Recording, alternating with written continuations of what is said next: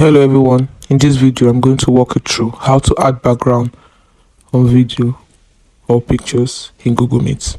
The first thing you do is open up the Google Meet app, then you click on the group.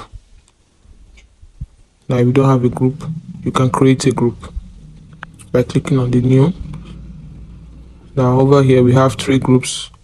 I click on money, that's the name of one group. I click on this icon at the start, then it's on video. Now click on this icon here, and now I can add effects, blur, background, style, filters. Most of them I'm on background now. I can try to add this background, give it a few seconds, and that's it.